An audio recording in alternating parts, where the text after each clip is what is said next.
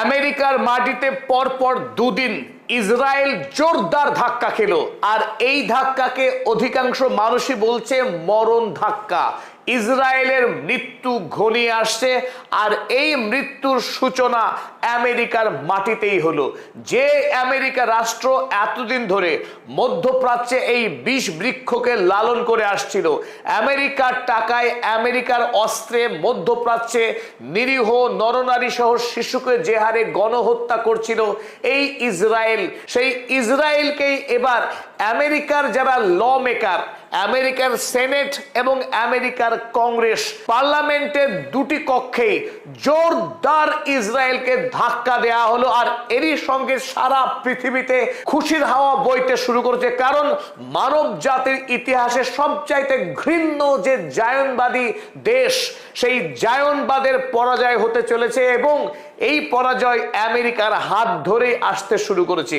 গতকালকে আমরা দেখিয়েছিলাম ইরান যুদ্ধের জন্য ডোনাল্ড ট্রাম্প যে বিশাল অঙ্কের বাজেট পেশ করেছিল সেনেটে, তা পত্রপাঠ খারিজ হয়ে গেছিল এবং ওই বিলেই আরো একটি বড় যে বিপজ্জনক ধারা ছিল, ইসরায়েল এবং আমেরিকার সেনাবাহিনী একযোগে আগামী দিনে পৃথিবীতে লড়াই করবে। বেঞ্জামিন নেতানিয়াহু সেই খোয়াবকে থাপ্পড় মেরে উড়িয়ে দিয়েছিল মার্কিন পার্লামেন্টের সেনেট। আর গত রাতে আরো এক ঐতিহাসিক নতুন মোড় নিল আমেরিকার রাজনীতিতে। আমেরিকার ডেমোক্রেটিক রাজনৈতিক দল, যারা এতদিন রিপাবলিকানদের মতোই ডোনাল্ড ট্রাম্পদের মতোই জায়নবাদী ছিল, সেই ডেমোক্র্যাট দল এবার সরাসরি ইসরায়েলের বিরুদ্ধে যুদ্ধ ঘোষণা করলো এবং ইসরায়েল রাষ্ট্রকে আগামী দিনে আর কানা কড়িও পয়সা দেওয়া হবে না, কারণ ইসরায়েল আমেরিকার পয়সায় বিশ্বব্যাপী গণহত্যা চালাচ্ছে।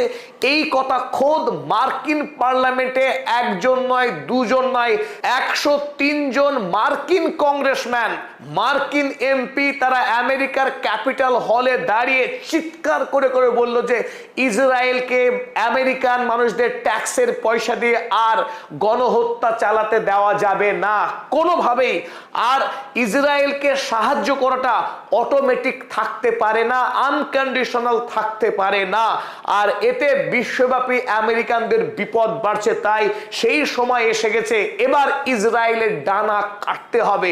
যে কথা এতদিন পৃথিবীর মানবাধিকার সংগঠনগুলো দাবি করছিল, যে কথা জাতিসংঘ দাবি করেছিল, যে কথা ফিলিস্তিনি জনতা বলতো, যে কথা মধ্যপ্রাচ্যের আরব দেশগুলোর মানুষ দাবি করত, যে কথা বাংলাদেশের সাধারণ মানুষ, ভারতবর্ষের সাধারণ মানুষ চিৎকার করে করে বলছিল ইসরায়েলের শাস্তি পাওয়া দরকার, ইসরায়েল রাষ্ট্রের ধ্বংস হওয়া দরকার, সেই কথা এবার ঐতিহাসিকভাবে আমেরিকার পার্লামেন্টে দাঁড়িয়ে আমেরিকার ল মেকাররা, আমেরিকার এমপিরা চিৎকার করে করে বললেন। এবং আরো গুরুত্বপূর্ণ, আমেরিকার বর্তমান উপরাষ্ট্রপতি জেডি ভ্যান্স, তিনিও কাল দৃঢ়তার সঙ্গে জানিয়েছেন ইসরায়েলের দিন শেষ হয়ে আসছে। আমেরিকায় সাধারণ মানুষের যে জনমত, সেই জনমত এখন ইসরায়েলের বিরুদ্ধে। আর সেই জন্যই এই মুহূর্তে পৃথিবীর অধিকাংশ অ্যানালিস্ট তারা মনে করছেন ডোনাল্ড ট্রাম্প আমেরিকার ইতিহাসে শেষ জায়নবাদী রাষ্ট্রপতি। ডোনাল্ড ট্রাম্পের পর আমেরিকার মসনদে আর কোনোদিন ইসরায়েলপন্থী রাষ্ট্রপতি নির্বাচিত হবে না। আর গতকাল রাতে যদিও আমেরিকার হাউস অফ রিপ্রেজেন্টেটিভে ইসরায়েলকে 3.4 বিলিয়ন ইউএসডির এইড দেওয়ার পক্ষেই বিল পাশ হয়েছে, কিন্তু সেই বিল পাশ কুকুরকে ছেঁড়া রুটি যেভাবে ঘেন্নার সঙ্গে ছুড়ে দেওয়া হয়, সেইভাবেই ছুড়ে দেওয়া হয়েছে। গোটা আমেরিকার প্রতিটা সংবাদপত্রে আজ চিৎকার ইসরায়েলের বিরুদ্ধে।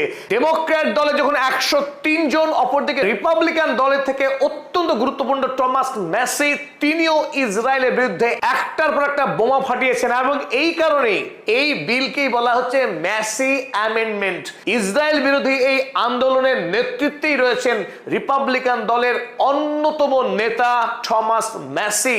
সেই ম্যাসি গোটা আমেরিকাতে ইসরায়েল বিরোধী যুদ্ধের নেতৃত্ব দিচ্ছেন। এবং দেখুন, এই ছেঁড়া রুটি কুকুরের পাওয়া ছেঁড়া রুটি ইসরায়েল পাবার পর ইসরায়েলও মায়া কান্না শুরু হয়েছে এবং এই জঘন্য নরপিশাচ যিনি বলছিলেন আমেরিকার সেনাবাহিনীকে পকেটে পুরে নেবেন এবং আরবদেরকে তিনি খুন করবেন এসে, সেই বেঞ্জামিন নেতানিয়াহুর উপরে এখন সীমাহীন চাপের বোঝা। নভেম্বর মাসেই ভোট, তার আগেই মার্কিন প্রশাসন তার গালে এমন ভাবে জুতো মেরেছে যে আগামী নির্বাচনে তার অবস্থা সারমেয়র থেকেও করুণ হবে এবং বাকি জীবন তাকে জেলে কাটাতে হবে, তাতে কোনো সন্দেহ নেই। আমেরিকার প্রতিটা কাগজে গতকাল রাতের এই ঘটনাকে কি বলছে চলুন দেখে নিই। আমরা প্রথমেই দেখব পলিটিকো ম্যাগাজিন কি লিখেছে। In seismic shift more than 100 House Democrats vote to end Israel aid. একেবারে 5 সংস্থানীয় পরিবর্তন, আমেরিকার রাজনীতির আমূল বিবর্তন ঘটিয়ে ডেমোক্র্যাট দলের 100 জনেরও অধিক এমপি তারা সরাসরি